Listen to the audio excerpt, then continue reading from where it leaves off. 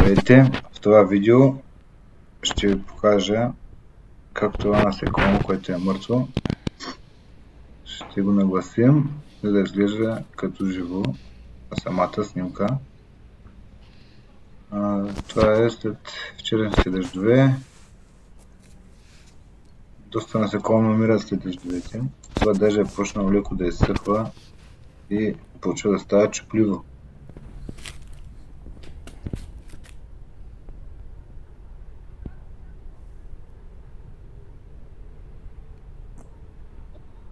Така, за да го почистим добре, използвам ултразвукова вана, която е пълня с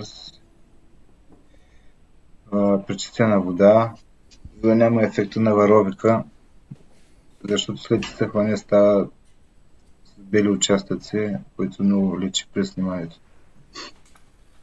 Слагаме го за около 4-5 минути, защото ултразвуковата вана, ако прекалено с нея, може да начупи кръчета, косъмчета, власинки. След това е хубаво да мине през спирт, защото спирта изсушава водата и не позволява слепването на косъмчета и власинки. Стават рошеви, пухкави. А ако изсъхне с вода, стават слепени, а не трябва да са слепени.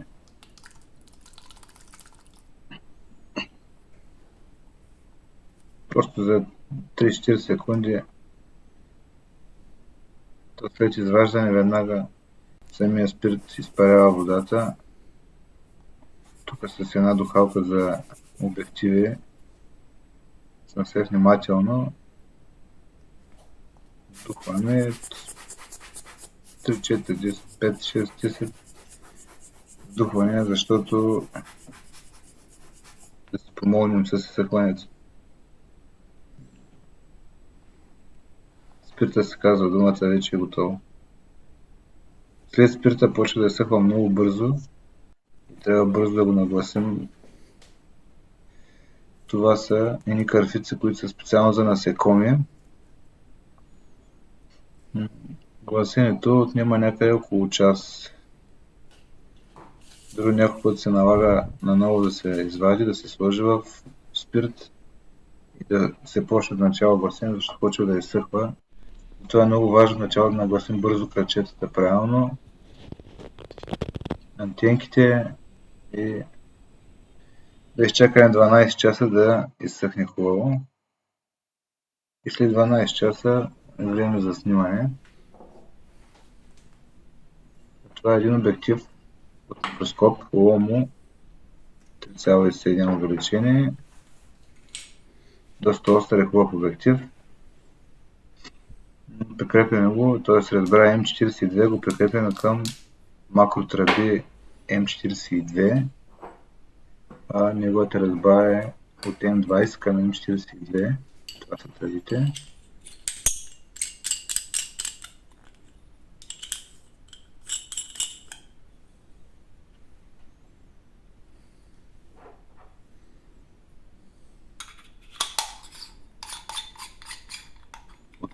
Тук от тези тръби от М42 трябва да отидем към съответния балонет на апарата. Аз използвам Z, Nikon Z6D, адаптер от М42 ръзба към Z балонет.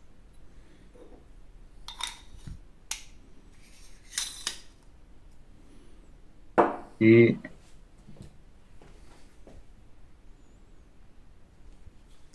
вече е момента да почнем да снимаме.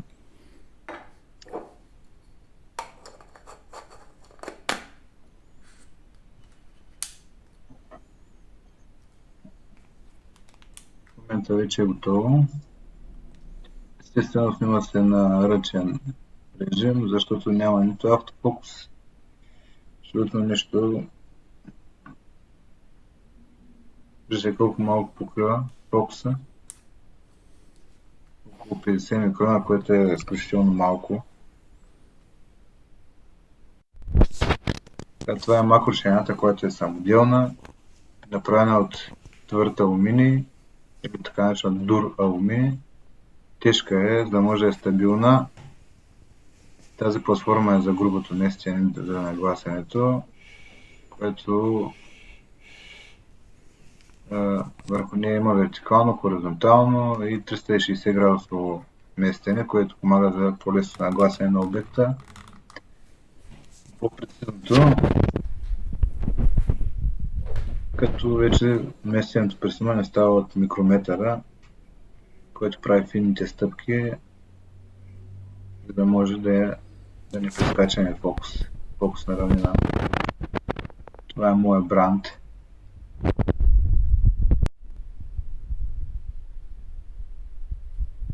В момента видяхте осветлението, което е постоянно, с обикновени кружки с светлина 6000 келвина, по-към студено. Самия ми дифузер е двоен. Разликата между постоянно осветление и светкавици почти аз не виждам дори разлика, затова предпочитам да се снимам с постоянно осветление.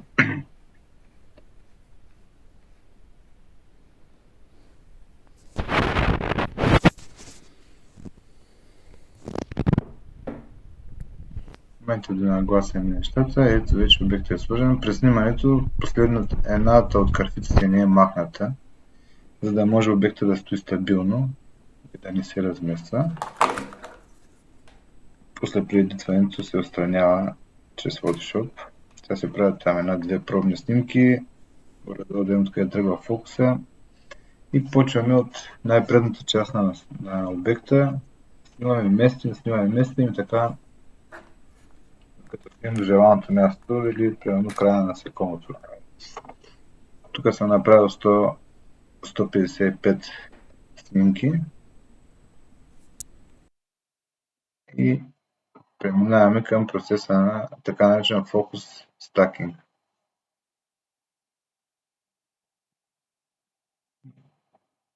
Стаквам ги с специализиран софтуер Zerin Stacker, който е лек и бърз, най-важно, бързо стаква. 200 снимки за около 15 минути. Според зависи от машината, при мен е договора за около 15 минути, което е супер бързо и удобно. Може да се стакват сурови файлове, може и JPEG. Аз се стаквам JPEG-а, защото е доста добре. Когато е нагласено добре осветлението, не е нужда да обработваш толкова много дори суровия файл и оттам да конвертираш после в JPEG и тогава да ги стакваш. Ако всичко е нагласено както трябва, да виждате, че се нуждае от минимална обработка. Само засилване на цветове и обиране на някои прашинки и зацапаната ми матрица от толкова много снимане на макро. Но безогледалните системи обикновено се цапат много. Сега тук се получава едно прозиране и за да го избегна, то няма избягване по принцип, се прави още една снимка от мястото на прозрачността, за да избегнем това, което прозира отзад. Маркират с тези снимки, които искаме да стахнем.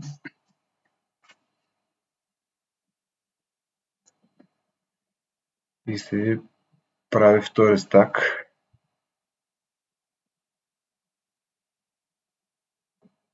Естествено, тук съм забързал процеса. Така. И вече е време в Photoshop. Аз ги обработвам в Photoshop.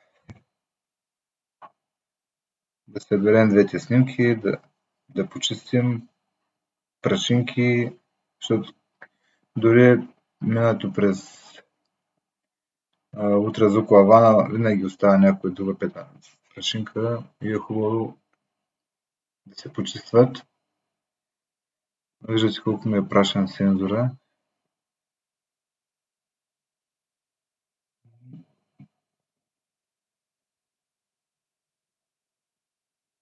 Някой ще трябва да ми го почисти.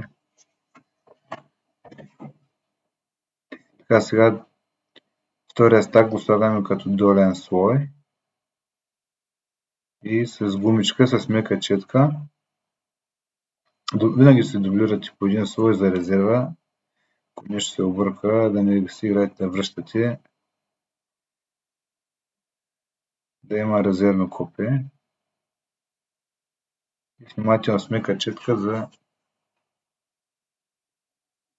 изтриване, да се покаже това, което е проблемната част, която провира. Тук вече е малко по-голяма играчка,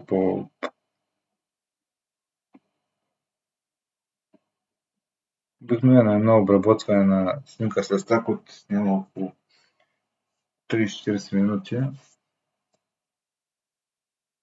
Самия процес на стакване, на снимане около 20 минути, стакване около 20 минути. И това е горе-долу стакване, снимане, стакване и обработване около час, час и половина.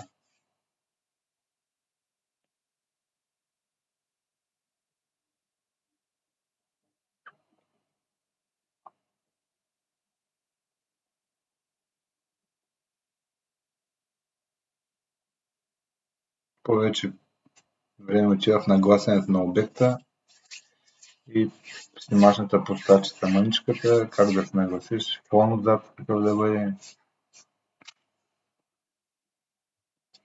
Там дори тук забелязва един акар, не знам дали го виждате. Може би това е причината и за смъртта. Това е толкова малко животно, нападнато и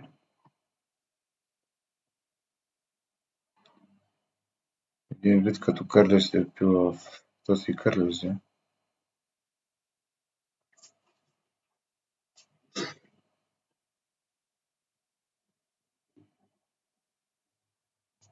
Виждате дори при такъв голям зум, пак се виждат доста детайли, изключително много детайли. Дори тези детайли при нормална резолюция, при незумната снимка, не се забелязват.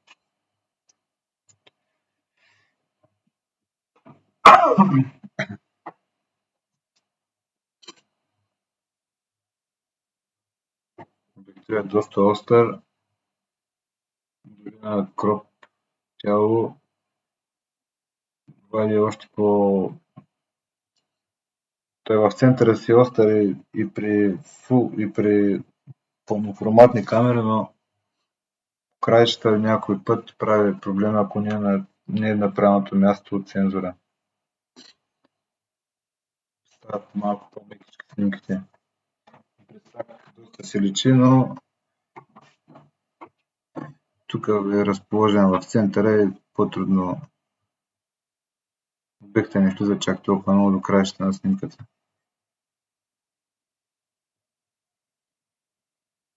Това е вече варианта. Сега пак се дублирам слоя да си имам един резервен и вкарвам един фон, една снимка, ето да използвам за фон, понеже нацапания сензор доста се личи. Пак го местя да е отдолу, пак с мека четка. Почитам внимателно, изтривам по-точно.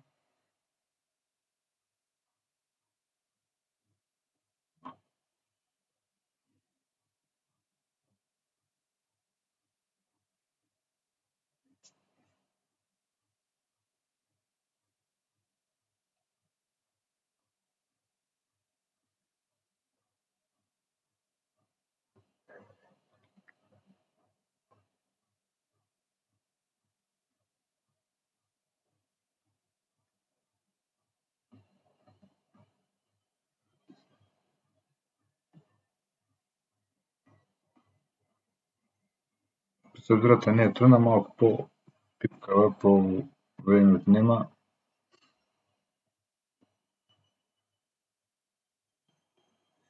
Дори самия стак, когато събереш по 150-200 снимки, фона почва да става малко по-шумен.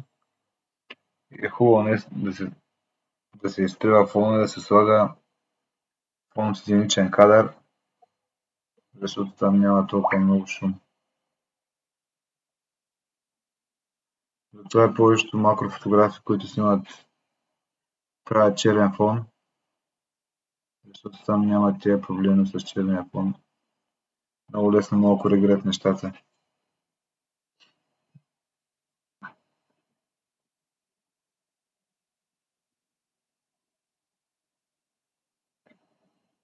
Сега ги съберем двата слоя. Ето виждате ефекта. Пак ще го дублирам. И сега трябва да премахнем крафицата. Малко ще забързам пак с мека четка. Малко ще забързам процеса, защото става бавно.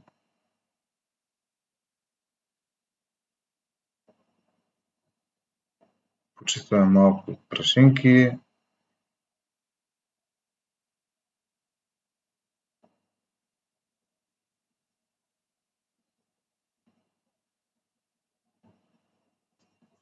Малко да нагласяме. И в Camera Raw вече може да си поиграем малко с цветовете.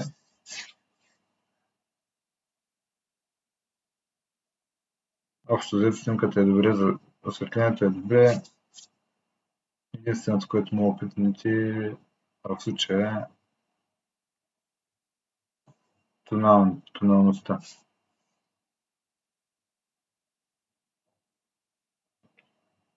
Може малко да се заостри, защото все пак си е макро и е хубаво да се виждат детайлите на самото насекомо. Истината в макрото е да се виждат най-дребните деталчета от самото насекомо. Виждате, съвсем не е кой знае колко голяма разлика, но има някаква разлика.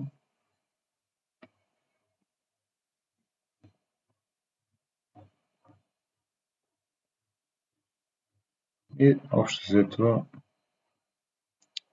това е крайния вариант. Това е крайния вариант на снимката.